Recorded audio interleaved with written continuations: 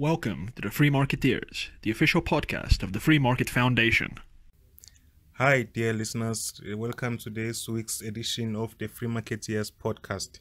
I'm joined by Chris Harting and Martin van Staden, both researchers at the Free Market Foundation. So let's just jump right into it. Martin, you were at a conference this week, if I'm not mistaken. Yeah, so earlier this week, Saalcollega, formerly known as AfriSaco or AfriBusiness, hosted basically an emergency summit on the day after the Constitution, or after Parliament adopted the Constitutional Review Committee's recommendation that Parliament should adopt expropriation without compensation. And it was a pretty good summit. A lot of civil society organizations were there. All the political parties that opposed expropriation without compensation were quite well represented there. And it was all just basically about saying, we still do not accept this, whether this is passed democratically or whatever. If it becomes part of the Constitution, that doesn't matter. This is a bad idea in and of itself, and we will oppose it now before it becomes law, and after it becomes law, we will all dedicate ourselves to making sure we return to a constitutional order that's deserving of respect and one which does not have expropriation without compensation in it. So yeah, it was pretty productive. I represented the FMF there and gave our position, which was basically the same with all the other organizations, which I find very inspiring. It's good to see that there's a united front developing around this. So yeah, we are against expropriation without compensation, and civil society is coming out against it in full force. So since we're on the EWC topic, so what do you think, Chris, about the fact that we seem to be inching closer and closer to EWC with the motion that was passed this week? Well, in general, it's a scary thought. I think we realize what it's going to mean for the country, for the country's future. It's obviously inspiring to see that these organizations are coming out and trying to, do this sort of thing, to fight both in their own ways and sort of a coordinated effort. There are obviously ideological differences and stuff, but when it comes to something as that potentially devastating as expropriation without compensation, sometimes you need to put certain things aside and just fight the battle kind of thing. Obviously we never want to compromise on anything, so we want to make sure that we get our message out as the FMF, and I think that part of it is sort of seeing where we can influence the court of public opinion. I think that's probably pursuing the civil society route is something that I think Zimbabwe, for example, they were lacking when this happened in their country. And South Africa has a very strong civil society. We know our press, our media is strong, so we should try and use these things. I think it's at this point where we need to use every tool available. Definitely. This thing could seriously sink the country. We talk about ESCOM, national minimum wage, all the other issues, but to me, property is probably the most important battle right now. So, but just in the motion itself, what was interesting to me, maybe Martin, you can also add on to this, was that when I looked at the motion, it used language that basically said they want to make explicit what is already implicit in the Constitution. Yes. So I was just wondering about that. Like, are they in effect giving themselves the power to interpret the Constitution? Wouldn't be considered something like that? Because how do they know that it's implicit? They're not judges. Yeah. So a lot of people have been saying after the African National Congress adopted their resolution in favor of EWC, a lot of mostly academics have said, no, but why are you doing this? You can already expropriate without compensation in terms of the Constitution. And some people in the ANC also believe this, like the Deputy Minister of Public Works, Jeremy Cronin. He definitely believes this. And basically the president and the national government have bought into this narrative, and what they're saying, which I don't think is what they're gonna do, but what they're saying is we're bringing about legal certainty because currently it's very unclear whether it's really allowed. So all we're really doing is taking what the Constitution says according to academic expert opinion, and we're gonna just put a provision in that says you can expropriate without compensation. I am skeptical whether they're simply going to clarify. I think this will be too good an opportunity for a government to let pass. I think they're going to fiddle with some things that they haven't said they will be fiddling with. So yeah, we need to be very concerned about that and very vigilant about what government plans to do. But even in the very nature of allowing government to arbitrarily seize property, like you said, they might do the legal certainty argument, but that's going to introduce the element of uncertainty because your property can be taken at any time. I'm not saying it's the same kind of certainty, but it's interesting that it sort of conceptually it defeats itself. No, well, they say that currently your property can be taken at any time, but you don't know that. They're gonna make it clear that it can be taken at any time, basically. Well, yeah. At least I'll have some sort of certainty. But isn't the way to do that just to pass a law in parliament and let the law go to the constitutional courts, and then like if someone takes it there, and then the constitutional court just gives that sentence and says this law is constitutional or not? Yeah, that would have been the ordinary way to confirm an interpretation that you think is true. They would have, for example, they are now finalizing the new Expropriation Act, which they say is going to say that you can expropriate property without compensation in certain circumstances. And, well, they could have just passed that, taken to the Constitutional Court, and the court would have said, yes, it is implicit in the Constitution, therefore this law is constitutional. But as I said, I don't think that's all they're going for. So they really want to introduce something new with this amendment. That's my opinion. I don't know. They may surprise us all, Rama magic or whatever. So we'll see. But yeah, I'm skeptical. Yeah, because I just the mere fact that, like you said, they are not passing a law, they are just going for the Constitution, just shows. I mean, there's nothing to say. They are just, it just shows that they have malicious intent, and so like whatever happens there, it's very, very unlikely to be good. And so moving on to something that's also made news this week, Johann Rupert was interviewed on Power FM by the chairman of Power FM, Given Mpiyakhe.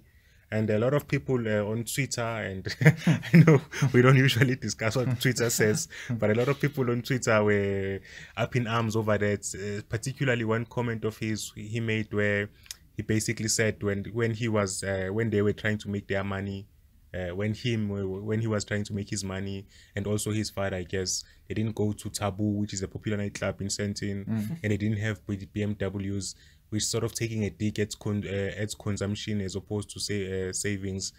But a lot of people interpreted that as being racist, and a lot of other people actually agreed with him, black and white. So I wanted to get your guys' opinion on this. What do you think about that comment in particular? Well, nowadays, sort of whatever you say can be twisted in a way. I don't necessarily know his intentions. Perhaps it was a racist intention. I'm not saying I'm the alpha and omega here, but you need to be aware of the context in which you're speaking. So I'm not, I don't know exactly what he meant by it, but I think if let's give him the benefit of the doubt and say that he was making the argument that saving is better than just reckless consumption. I think we would all agree with that in principle. You need to save for your future as both an individual and, interestingly, as a government. If the government keeps spending the money of the future generations, eventually the fiscus is going to fold. Yeah, exactly. So the government saving, really? That's never going to happen. But yeah, I mean, come on. Johann Rupert recently sponsored, I think, about 300 title deeds through the Free Market Foundation's Sky Alum land reform project. I don't think any of those recipients were white or colored. I can confirm that. I think each of them were black. And I mean, why, if he were a racist, why would he do that? I mean, I'm sure his companies have many social corporate investment strategies, and they already quote unquote give back to the community.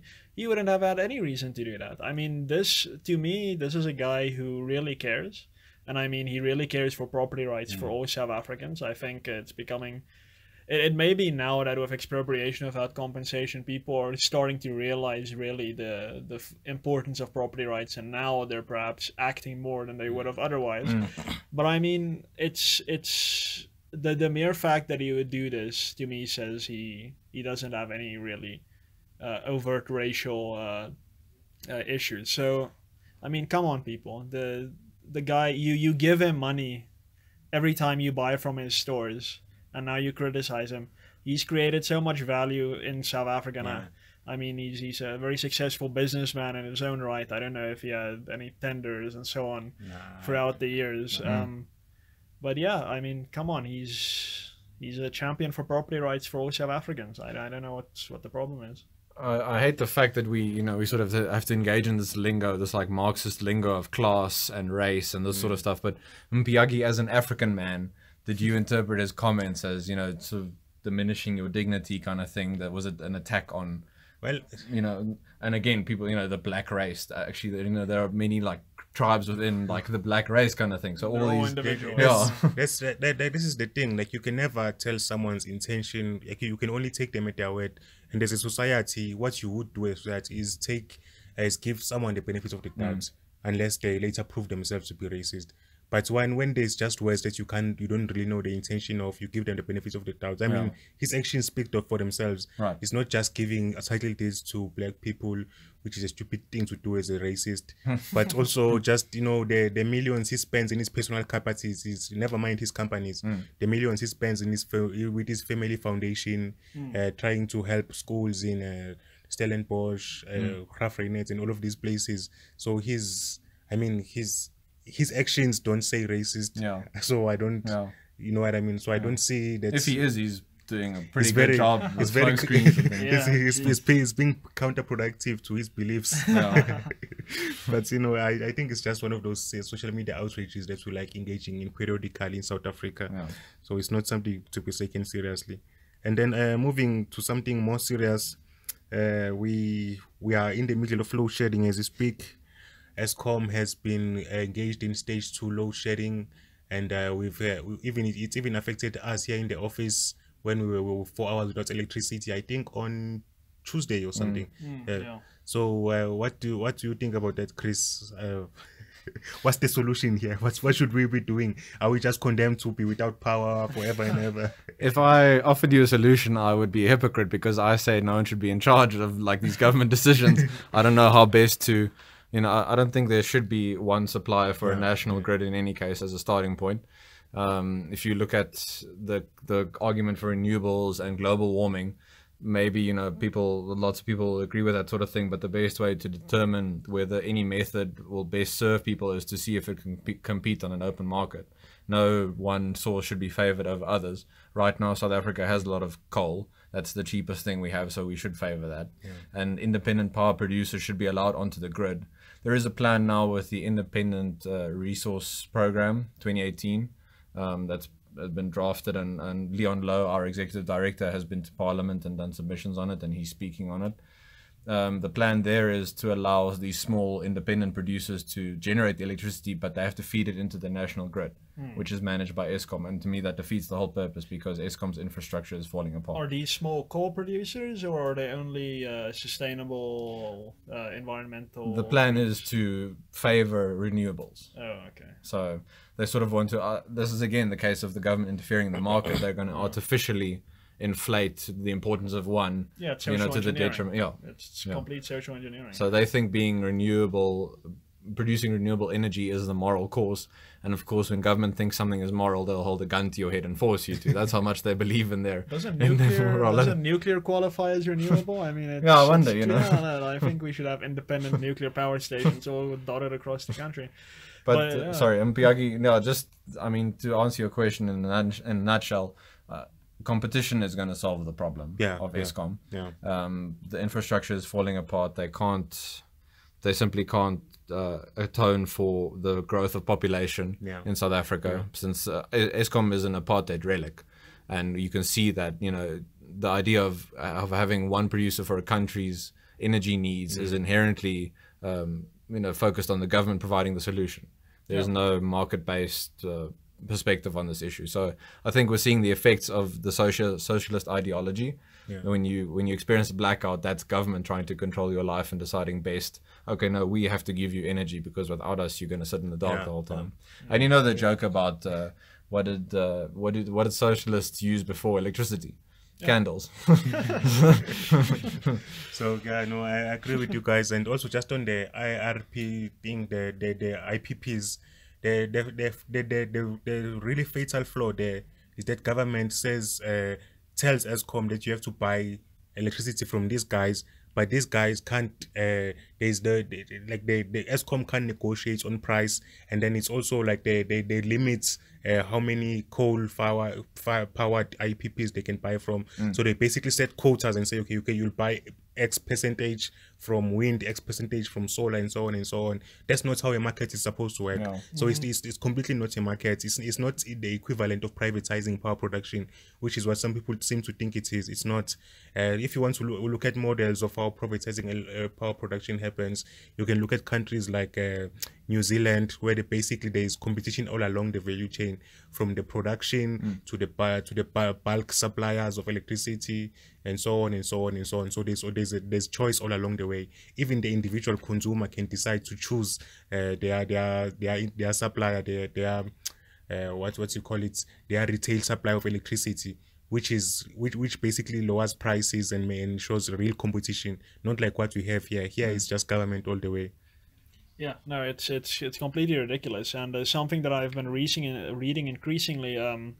An article the other day where the chairwoman of the Middelburg Chamber of Commerce is quoted. She basically, and now Middelburg is basically in the middle of the coal world of South Africa in Mpumalanga. So I think they said it's between like 4 power stations, and there's like 100 coal mines in the area. And what she was saying was that there are heaps of coal waiting at the mines to be collected by Eskom via rail, and it's simply not happening. Now, I'm not a conspiracy theorist by any stretch of the imagination, but knowing government and knowing how opportunistic they can be, I think there may be some merit in this story.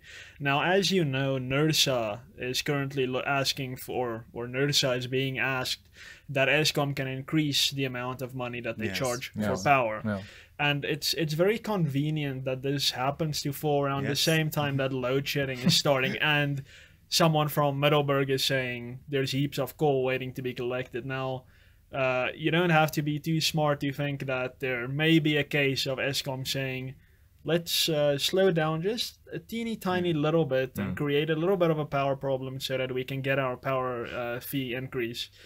I mean, that's a conspiracy theory. I don't know if Eskom is being malicious, but come on, guys, send your bloody trains, go get the bloody coal, and please give us power.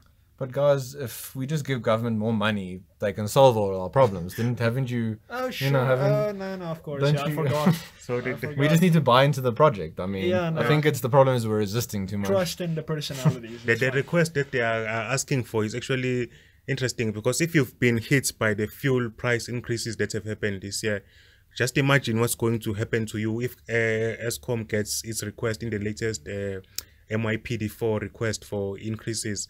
Basically, they are asking for 15% each year for each of the next 3 years. So 15% each year, that's almost 3 times above inflation, and that's going to really hit your pockets. Even if you get your electricity through the municipality, it's going to raise prices for you. Expect at least 15% of cost to be added to you, and in other ways as well. The products will get more expensive because everything relies on electricity. It's just exactly the same arguments as in fuel. Now, look, I think something that's worth pointing out is that we actually want Eskom to be freed from this NERSA thing. Eskom should actually be able to charge whatever price it needs to charge to give us electricity based on the market, of course. Unfortunately, it's a monopoly. It's completely monopolized the whole industry, and therefore we have this process. But if Eskom, or I don't know if it's more the Department of Energy, if they just deregulate it and, as you said, allow competition to come in, then Eskom would never need to ask for permission again. They should just raise the prices if they need it. Now, one of my Students for Liberty colleagues, Nicholas Wood-Smith, who also runs the Rational Standard, he's been writing a lot of papers on this topic, and I think the essence of his thesis basically is that Eskom historically has undercharged for electricity. We have always been paying basically a steal rate for electricity. It's been very cheap in South Africa, and that was easier during apartheid because it was just for a few million people, and like you send the scraps to the townships. And so the government completely subsidized the whole thing. It's easy to run things when you're only catering for it was 1% of the population. And I mean, even then we were paying too little for our electricity. So I mean, there's something to be said for the fact that if this market is free, the electricity may be more expensive, but that'll only be for as long as Eskom dominates. As soon as we get more nuclear power stations, I don't know, some renewables if they prove to be viable, then there will be as competition tends to do, there will be a what do you call it, a rush to the bottom. They'll compete on price. So yeah, I mean the solution is privatization, real privatization, not folks privatization, but real privatization. Yeah, So, no, I think Nicholas wrote that essay before the round of increases from 2008 up and to the present, because since then we've had 3 times increase in the price of electricity. So basically it has tripled since then, 300% increase. And it looks like if these 15% increases are approved, then it's going to be even worse. And so, but I don't think it will increase actually if it's privatized, because if you look at the international case studies, countries like New Zealand, for example, you see that it actually drops. It actually drops once you have more competition. It just makes sense. It might there's a stupid way to privatize a company like Eskom. If they just said, okay, let's give it to one person, that's the worst thing to do. For example, Mr. Gupta. Exactly. Just for example. Yeah, exactly. So, but if you give, let's say, a power station each to a single company, then you should get and allow municipalities to buy from whoever they want to. Yes. Don't force municipalities to buy from a particular supplier, and then you should get in the price decreases. Yeah. No, definitely. Okay, then guys, I think we'll call it quits for today. And Martin, can you just give us the social media information? Oh yeah, definitely. So please remember to subscribe to this YouTube channel that you're listening to this on. It's a big red button right under the video / podcast you're currently watching / listening. And then, of course, like our page on Facebook, that is Free Market Foundation South Africa, or in the URL, it's facebook.com/FMFSA. And then on Twitter, follow us there, it's @FMF South Africa, or just search Free Market Foundation South Africa and you'll come across it. Well, it's been nice being with you guys. See you there, or listen to us next week again. Yeah, cheers. Bye. Sure.